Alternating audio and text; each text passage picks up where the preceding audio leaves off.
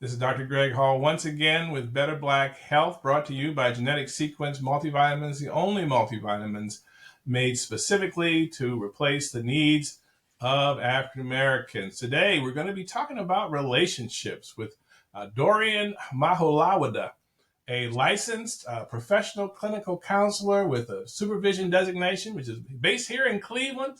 He's got experiences in Jamaica, where I got married, and Cleveland. And Hey, that's fueled his commitment to mental health advocacy. He earned his degree in sociology and criminology from the University of Akron and initially worked as a career counselor and associate teacher counselor before obtaining his master's in clinical mental health counseling from South University. After earning his degree, he sees patients in private practice working with adolescents, adults, and couples, which is the part that brought him here today. Dorian also operates a private therapy practice specializing in eye movement desensitization and reprocessing, and also emotion focused therapy and solution focused therapy. So we're going to spend a little bit of time finding out what all that is as well. yeah, But he recognized a significant part of our issues in the Black community is us not really understanding enough about mental health, and particularly amongst he and I, Black men. We don't like talking about our feelings. We don't like mm, talking about mental health. We don't like talking about none of that stuff. But Dorian has yeah. now realigned his focus to our community. He's a devoted husband and father and a loyal member of the Alpha Phi Alpha fraternity. Are you supposed to make some funny noise right now or no? I'm gonna just put up the A for all the brothers out there who know. All right, all If you right. know, you know. You can tell I'm not a member of a fraternity because I that's a whole nother podcast, right? Okay, cool. But thank you so much. Thanks so much for coming and joining us today. I appreciate you, man, Dr. Hall. I'm really excited to be here and just have some genuine conversation, brother. Well, very good, very good. So now this is Better Black Health and mental health and relationships. I mean, I think Mm, there's data, national data. We're not good at getting married. We're not good at staying married. I have a lot of uh, patients that are in relationships and they're not even thinking about getting married. And right, why would I do that? You know what I'm saying, right? And so, right. what about our culture Yeah, influences our view of marriage like that? yeah. That's a great question. I mean, I tell people it is unfortunate, right? From the circumstances of, Black people have been through hundreds of years of abuse. And that to me is the thing that really is in our psyche, right? Mm-hmm. It's in the way we see ourselves, the way we see the world around us, Mm-hmm. right? So, it makes something such as marriage seem very risky, very scary, Mm-hmm. right? Let's just be honest. You hear the numbers aren't great about divorces, and from a male's perspective, I've earned a lot over my lifetime, not me specifically, but men in general. You feel like you do a great job of providing. And then I say, hey, I'm going to allow this person who comes in my life who can take, if not half, all of the things that I've earned. For a Black male, that marriage just seems really risky, right? Why do I need to risk that, the things I have for myself, when it doesn't necessarily afford the life that I want to live? So, culturally, I think it's difficult. And, I've worked with different type of couples, Dr. Hall, from different ethnicities, but, with my area specifically around Black people, I mean, there's a lot of trauma, right? There's a lot of emotional wounding. For my Black men, we don't see a lot of positive images of Mm-hmm. ourselves in media. May not have a lot of positive role models and that such. And then for women, it's just the idea of being highly sexualized, or being seen as confrontational. If they do present as a quote unquote strong Black woman with education and skills and those things, and so we're fighting against those images. And then we talk about the relationships itself. What does a healthy relationship look like, Dr. Hall, if I've never seen one? Right. Right? If that's never been role model for me. And so, I think it stands and gets us to the point where we get to today. Well, but how important it is it because the same men I'm talking about have children with the women that they're not getting married. How Yeah. important is it for the children for parents to be married? And I'm just asking. This is literally just me. I don't know that it's important. I kind of think it is, but Yeah. how important is it? So I would say to me, it's really essential, right? That the child sees how two parents who are healthy are operating in the household, sharing the responsibilities, communicating about conflicts and issues. I mean, to me, the parents set the foundation for how the child will ultimately be a parent themselves and be a spouse themselves, Mm-hmm. right? I mean, you're less the statistics say that you're probably less likely to get married if you have not seen successful marriages, Mm-hmm. right, or have not been around successful marriages. And we know as people that connection with people is really important, right, and especially for our people, in particular Black people. I mean, there is a lot of safety around connection with other people, but if you don't know how to have that, maintain that, and live that, then it isn't necessarily a part of your everyday life. Then it would make sense why you're not going to gravitate towards that.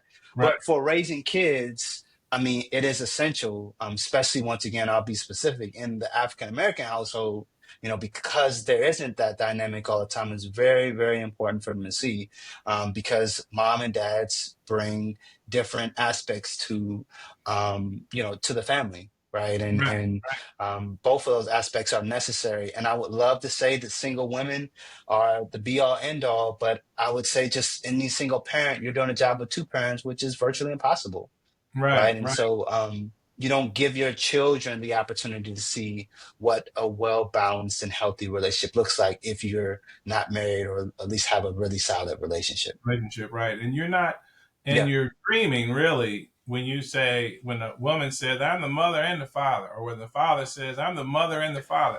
No, you're yeah, not. no, No, you're not. no. I mean You're it, just the and mother and or like you said, right, right. no, I mean, right. you would love to say that, and it sounds, I think it's something that we, oftentimes in our culture, that we just say to kind of put a band-aid over a bullet wound, in the instance of like, hey, this child needs their father. And I'm biased. I mean, I think that Black boys need Black fathers, Right. Right. right? And So let that me Black ask you moms this. can do a great job. Go Let ahead. me ask you this though. But do they need a father or do they need their father? And I like to pause because you know Yeah, what I mean. Because sometimes yeah, there are people who love, that my real father never did nothing for me, but Phil is my father. I don't know if people who are old enough to know Shaquille sure. O'Neal. Sure, right, right, right. Yeah, yeah, Phil yeah, is yeah. my father because whoever Phil who married his mother was his father, and Right. so a father figure is Yeah. is important, is an important thing. I believe, right? And a Mm, mother, if you don't have it, I'm not getting all into the replacing a mother or a father. I'm not, sure, sure. you can have two fathers, or two, whatever, Yeah, down the road. absolutely. So I'm not, but having a child see a healthy relationship, whether the mother is their mother or the father is their father, but you know what I'm saying? That's still Yeah. very valuable, right? Yeah, I mean, so if we're talking about a child's self-development and role modeling with healthy relationships like that, I mean, from my perspective, working in mental health field, I'm gonna say, yeah, the more, healthy figures that this child has in their life, or healthy relationships that they have that they can lean on in their life, or at least have a role model or example to look to when they, have their own relationships, I'm gonna always say that that's important. Right, right. However, but however comes with some hesitancy, right? Because I don't want to turn your crowd off, but I think that what I've seen in my work with adolescents, with individual adults, and with couples, is that you could have a great, for instance, stepfather who was in your life since you were 3 years old, provided all the things you need to provide, was a great role model. However, there is nothing that can necessarily replace the longing for, and I'm talking about emotionally, Mm-hmm. right? The longing for, or the desire to have that nuclear relationship with that biological parent, Mm-hmm. right? Even though that parent may be off and maybe living their own life doing their own thing, right, that child is still that longing for, no matter how much, right, a parent could be there and be involved and be present, right? And so I think both deserve some credence, Mm-hmm. right? In the sense that, yeah, it's super important to have healthy relationships. And I'm always going to tell you, yeah, it's much better to have a healthy relationship with a parent, a step parent, a figure in that way than it is to have nobody, right? Have a dysfunctional relationship. It has Yeah, right. I'm always, parent, yeah, but yeah, it's hell whenever they're together. That's not right. good either, right?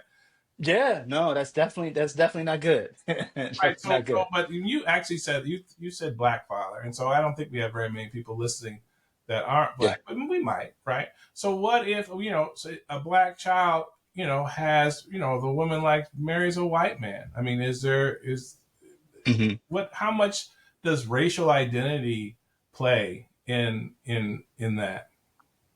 Yeah, I mean, I think it's important.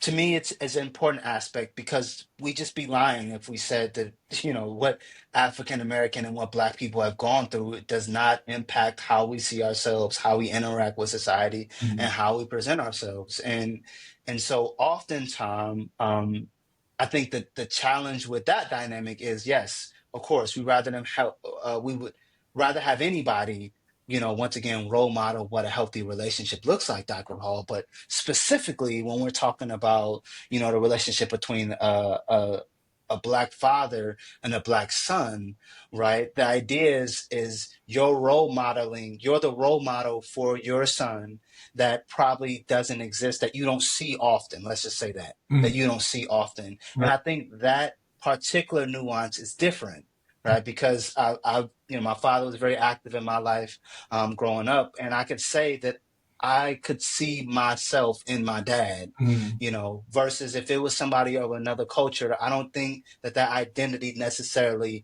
meshes well and says the same thing, Mhm. and necessarily translates. So I think is something very specific about that relationship between a black boy and a black father that I think is empowering, enriching, and can really add value to a young man's life compared to someone of some other ethnicity. Right, right. So, how deliberate should a woman be about trying to stay with the father of their children? And how deliberate should a man be about trying to stay with the mother of his children? Yeah, great question, man. I think you got some good questions. I I mean, should they really I be mean, deliberate about Should they bend over backwards? I'm gonna say I mostly promote. I mean, having a nuclear family, somebody that you biologically had children with, and once again, maybe you weren't married to begin with, but maybe you end up being married. I think that's the ideal circumstance. I think that's the circumstances that you most likely want, Hmm. right? The one of blended family, which is having stepchildren or stepfather, or, other people come into the nuclear family who are not of who are kind of just invited in. It just has a different dynamic, right? And I've seen it a lot when I work with couples, especially couples who have children from previous marriages and previous relationships. That I think, once again, it just adds another layer of challenge when it comes to blending your family, having similar principles and values, and then um, you know trying to make sure, depending on what age your children are when you guys come together, how that necessarily looks. And so to answer your question, how deliberate should we be? I think that is just kind of dependent on whether or not you feel like you have a healthy connection with that partner, or one that can be repaired, right? Right. I think that, to me, is kind of the question. Yeah, I had And a patient who said, he had like maybe a one night stand, maybe exaggerating, but he was not yeah, really into this person. But they would get together periodically, and she got pregnant. sure. And Yeah. he said, she had a little girl, and he said, Hmm. I prayed to God to love this girl. And he said, Mm, and over time, she's really grown on me. You know what I mean? right. And he's like, Yeah. I'm going to be in Yeah. my little girl's life. I always wanted a little girl, and she's a beautiful little Sure. girl.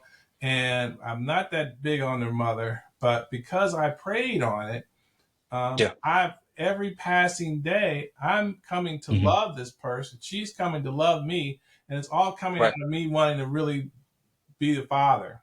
I Yeah. can be a present, Yeah. omnipresent father. I mean, have you Sure. heard about that Absolutely. before? Or Yeah. I mean, I've heard about those circumstances. I mean, children, I would say, change change your outlook on life, right? And I think once again, there's even something more specific about having a little girl, having a daughter. I mean, I recently had a daughter myself about 2 years ago, and I have two boys. mm, And there is just something different about that relationship that, as a father, just makes your heart melt. That, mm, maybe wants you to, you're willing to go the extra mile. right, There's just something different about that dynamic, between a daughter and a father that I think, really can transform the relationship on both ends, right, right? Like the father is nurturing and caring, and for the daughter, she can see what a relationship, what a healthy male looks like, because that is the first relationship that she will have that will offer her the context that she will then have and use as she transitions into relationships. And so, just a real quick point before we transition, Dr. Hall, I think, and this is really important to state, that, oftentimes when I'm working with couples, I ask them about specifically about their relationships with their father and with their mother. mm, And some people are like, well, that's not important. That's in the past. Well, it has a lot to do with how they show up presently today, mm, right? So, for example, if you never had a father in your life, right, never had a male figure in your life, mm, right, a healthy relationship with one, then to me, it's not necessarily rocket science why you would struggle in your current relationship with your current spouse, right, right? Because that has never been role model for you, right? You're just kind of navigating this thing. mm, Versus if you had a really healthy relationship with your, father, where you could rely on him, where he protects you, kept you safe, you can come to him for advice, and those things, those make an extreme difference mm, when it comes to how we present ourselves in relationships. And for people, our counterparts, and other people who have had, generations of marriages that they've, you know, gotten to see, that is why they're more likely to be married out of college, 21, 22, right, and, have the wealth built to say, hey, we'll buy you your first house, or we'll pay for your wedding, right, right? That they have those longevities in those relationships because they've been able to see that over time. And unfortunately, because of our history, we've only seen that maybe the past couple generations, but right, there hasn't been a lot of examples that we can see right. and even lean on to have that reference. So, Right. No, those are actually great points, because if you haven't done it, so if you are someone, you want to be happy, you want to be in a relationship, you want your kids to grow up in a environment maybe that's different from how you grew up, but you didn't hmm, have that. It wasn't their choice that their father yeah, left or their mother did this, or it wasn't their choice. sure, yeah, How do you fix that? I mean, are they just hopeless to mm, be single and hopeless to be in dysfunctional yeah, relationships and just forget about it? You just go home. yeah. You know what I mean? Or is there Well, a way, can you learn? Can they fix that? That's the question. so I would say to your audience, is it fixable? Absolutely. Will it take you being uncomfortable? It certainly will, right? I use the example of, obviously I don't use this in counseling sessions, but I use this in other examples, on these platforms where, I talk about the relationship between my wife and I, right? We were college sweethearts. We had our son when she was 21 Mm-hmm. and I was 24. She wasn't even I literally just graduated from undergrad, Mm-hmm. and she had maybe a year and a half to go before she, right, graduated from undergrad, right? Both of our families are immigrants. Both of our families come from the country of Jamaica, right? So we're first generation immigrants. The first thing our parents told us, absolutely, they were just distraught, Mm-hmm. because they were like, how are you going to have a children and you're not married, right? Then comes all these other questions. Well, we came to this country for you to uplift our family, and Right. you're going backwards. What's going on, right?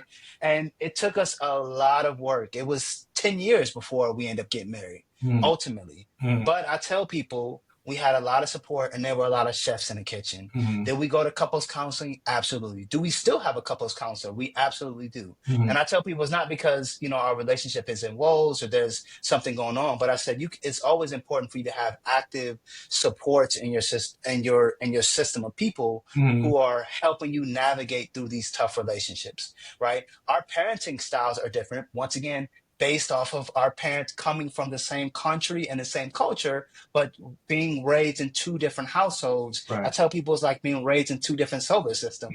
What you do next door to your household is different from what I do in mine. Mm-hmm. And so we were working on blending that.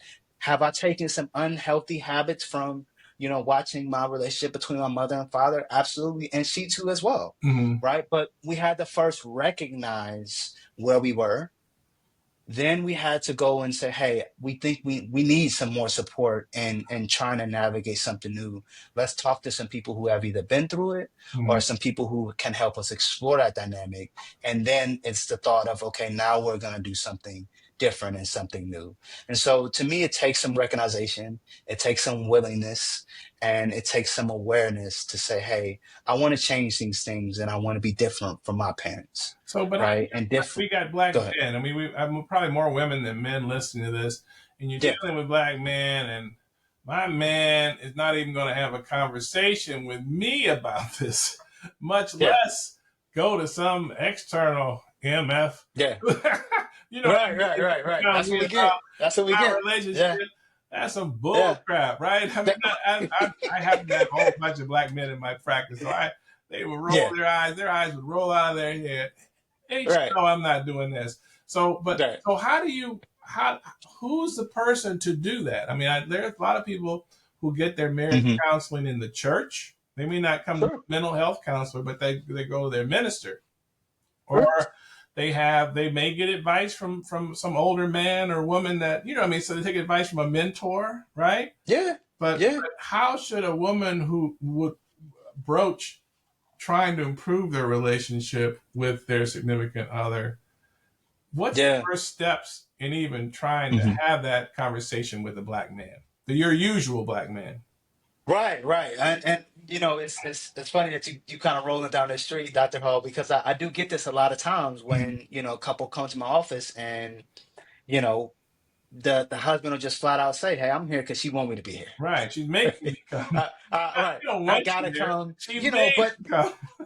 but here's how I challenge those men, because I meet those men all the time, and I get it, right? Because we as men have put up these protective, historically we put up these protective mechanisms to keep ourselves safe, to keep those around us safe in some regard. So yeah, I'm not going to be vulnerable and talk about my feelings. Not number one, because I don't know you, and number two, because I don't want you to have any ammunition to feel like you can come back and hurt me in any type of way. Mm-hmm. So how I approach those men is by not even asking them to take down their guard, but just acknowledging that is even there, right? So the men that I've had come to see me, when they say that, oh, okay, I'm just here because my wife want me to be here, and I said, yeah, I said, you know what, that makes sense, because if I wanted to continue to be my wife, and she said, hey, we need to do this thing, I would just go do it. Mm-hmm. But there's another part of me that says you don't have to. There's a freedom of choice. Mm-hmm. Right? You made a lot of decisions to come here. So my assumption is that you're motivated to get something out of this experience. Mm-hmm. What is that? Right? What does that look like? Right. And he may tell me, well, I just want her to stop bugging me.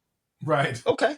Right. Cool. Right? I can take that too. So let's talk about the times that you find annoying or that irritating you. Let's actually figure out why those things are annoying for you. Mm-hmm. You get what I'm saying? So then it becomes this introspective piece. Right. And for the spouse who is right there in the room with us, right, hear me asking her husband questions that maybe he didn't talk about before. We're getting to these experiences that he's never told her, mm-hmm. or maybe hasn't talked about in a while. Right. He feels this connectedness because she's like, wow, I'm learning and seeing him be vulnerable with another man, right? And learning things about him that maybe I didn't even know. Right. Right. So then once we do that a couple times and he becomes more comfortable with me as a therapist, right now we're working on, okay, well, now how can you become more comfortable in the space that you are in with your spouse Mm, to make it? And now we kind of get into this emotional focus therapy. How do we make it and create a space where you are emotionally safe enough mm, to express to your wife that, hey, I'm just not feeling great today. mm, Let me talk to you about what that feels like. right. Right. And so, so the short answer is, to the woman who says, I'm trying to get my man to come to counseling, Uh, um, describe it like, hey, for one, let's find somebody that you can relate to. mm, So I tell people, have the husband go out, or maybe you identify 3 or 5 therapists and say, boom, or 3 to 5 support people. It doesn't have to necessarily be therapists, right. but say, hey, honey, these are 5 people I got. Mm, You choose, you read them up, read their profiles, pick to me the best one. mm, Right? Most people coming to me because they say, hey, you're a black male, my husband can relate to you. That is most of the reasons right. why, people seek me out in that. And then, the second thing is that when we're in the sessions, I ask for the not necessarily the women specifically, but for the person who asks to come to counseling, I ask to, hey, can you just be a listener for a sec? Mm, Right. While I understand you're a customer because you called me to come in, but right. I got to get this person to also be a customer as well and buy into the process. And that just may take a session or two Mm, and some conversation. So I just need you to maybe just sit back and listen mm. while we have this dialogue. Know that you're still present and we still want you involved. But if you want me to help this person along, right, it's just going to take some conversation. And to take down those walls, we need to kind of, explore some things. So So, out of 10 people, 10 couples that come to you, yep. how many of them walk away a better couple? Uh, I mean, honestly, I'm biased. I'm saying all my couples. Get out of here. They all walk away a little bit better. Well, here's how I phrase it, right? As a couples counselor, I used to kind of, when I was in my younger days, um I used to always define success, Dr. Hall, about whether or not they chose to stay together or not, or whether they were on the brink of divorce and they decided to do something different, right? And over the years, the more and more couples I work with, I just learned to take off that definition, because then that made my critique for my work just a lot more harder. Mm, And and my goal is, when I meet with couples, the goal is can you create opportunities and spaces, right, for the couple to be vulnerable with each other? And can I witness that in the couples counseling session? How mm, many times can we do that? right. Right. For and for the couple who has done it a couple times, great. And for the couple we can do it consistently every session, awesome. Mm, But I can guarantee pretty much that every couple who had moments of vulnerability when they can emotionally connect with each other, Dr. Hall, in a healthy way, mm, looking each other in their eyes, using a nice soft tone mm, with words that really matter and are meaningful and can create connections, they will always come out and leave my office better than what they left me. Because I tell people, vulnerability is the water to the plant, right, of any relationship. Right. So moments of vulnerability that you're having here in my office mm, will ultimately translate, right, to you having a healthier connection when you leave. And for all my couples, that is something that I orchestrate. That is something that I plan. That is something that's an expectation for my couples when they come in, that we can have these moments and that there is space for that. So You think in that's that the key? That's essence, the key, to be able to be a certain way with this other person that yeah. you aren't with with a whole lot of other people, right? Sure, sure. Yeah, and it's the emotional safety piece for a lot of black couples. Because think about it, from a lot of black men, there are a lot of pressures on us. Mm, Pressures to be this, to be that, to be all the things incorporated in life. I need to be the Superman. I need to be the all type of heroes. I need to be the divider, the protector, the procreator. I need to be all these things for everybody, right. right? But not often, or very, very few men have safe emotional spaces where they can go into and they can just be themselves. Right. Right. And for a lot of men, you want to feel like your relationship is that safe space. Mm, So my challenge to, even men listening to, this conversation, even your audience, is that if you don't feel emotionally safe with your partner in your relationship, I would ask you to explore why that is, mm, and then question what will help you feel more emotionally safe in your relationship. because that is to me um, the one piece that helps all your other aspects of your life, including parenting. Wow, wow, that's great. Some deep stuff. I mean, Yeah, this has been really outstanding. The opportunity to get with you. We're going to close it down, but I want to find out about eye movement desensitization and reprocessing and emotion focused therapy and solution yeah. focused therapy real quick, and then tell us how we can contact you if someone wants to contact you. Do you do stuff by Zoom? I mean, do they have to be in Cleveland Um, so I typically I'm licensed to see clients in the state of Ohio. Mhm, I do see clients virtually, both in person and virtually. The couples I always prefer to see in person. mhm, There's a different experience when I see them in couples in person. That's my preference. Really quickly about the different type of specialties that I offer. Eye movement and desensitization and reprocessing is called EMDR therapy. One of my specialties is trauma, mhm, and trauma specifically around emotional wounding. mhm. So EMDR is a type of therapy that helps people reprocess those traumatic experiences that they've had.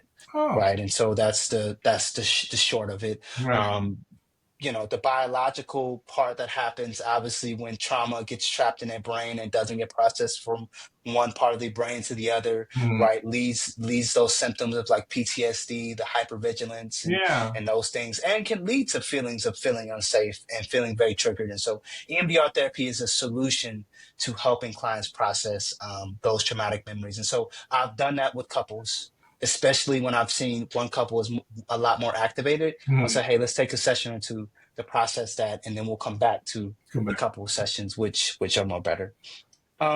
The other one is emotional focus therapy. Obviously, I've taken a lot of training around that, specifically around emotional focus therapy for Black couples specifically. Um, that just talks about the process of learning how to speak to each other using what I call this emotional language, Mhm. creating those vulnerable spaces for each other. There's a lot of different stages of what we call EFT, Mhm. emotional focus therapy. There's the de-escalation phase, which is when couples first come to me. They're really heightened because they're having some issue in their life, right? Right. There's the de-escalation phase. There's the I call it the coming together phase, which we're figuring out how to navigate this new vulnerable space and this new language with emotional language. And then the last piece is really repairing those emotional attachments.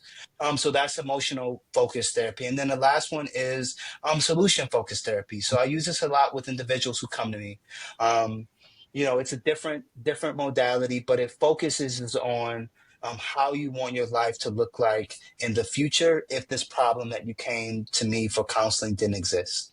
Right. Right. So we do a lot of work around that. And then the thought is that you will create and gravitate towards things that you can see and that you can envision and that you talk about. So it's more of a future oriented type of modality, but it's really helpful. So it's rather than us talking about the problem itself, it's just talking about the solution. Solution. And so it's a little bit of a different approach, Yeah. but No, but still helpful. that's really helpful. I mean, and you find that there are people whose lives are just in upheaval, and a Mhm. lot of times, whatever they perceive that's upheaving their lives is Yeah. really not what it is. It's really one of the things you just talked about. Is that correct?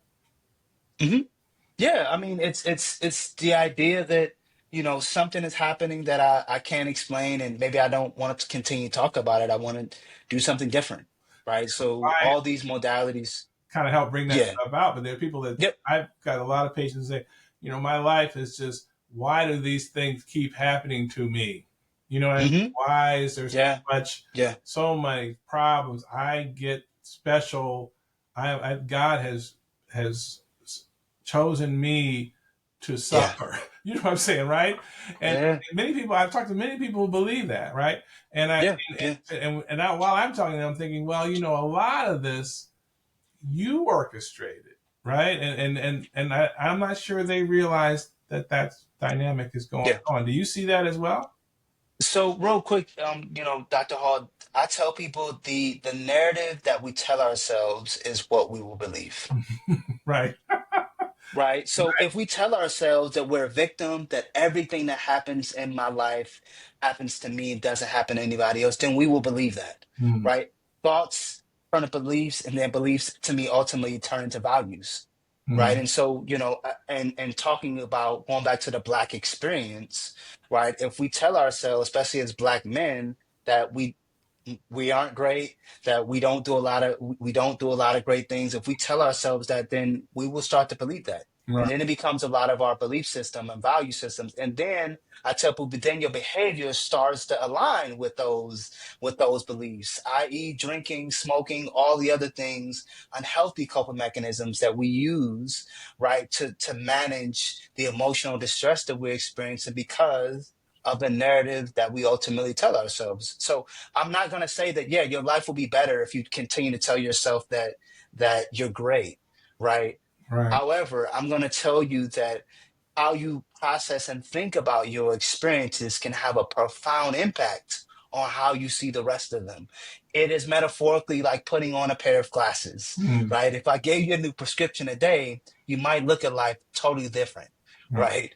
right? Than how you see things. And so how we I define trauma is something that defines changes how you see yourself, Mm, changes how you see the world in it, right? And that could be anything. So to me, when I hear that narrative, woe is me, mm, right? I'm the victim, right? I hear a person who has unfortunately been traumatized and maybe hasn't had the space or the opportunity to really process those experiences mm. in a healthy way that can help them get through it and create a new narrative for themselves. Wow. Well, this we're talking to Dorian Mahulawde, an Yep. incredible counselor and just so insightful. We are absolutely having you back. We are absolutely having you back because this is some deep stuff, and Appreciate you, man.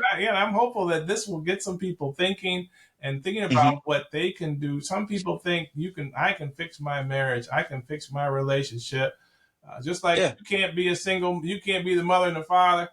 No, I don't think you can fix the relationship either, right? So just get Yeah. past that falsehood and go out and try to find someone who can take a neutral look at everything Sure. and try to make a difference. So where can people find you now? You want to share your information? Yeah. We'll have So I we'll would say that yes, I would say probably the easiest way to find me right now at this point in time is Psychology Today.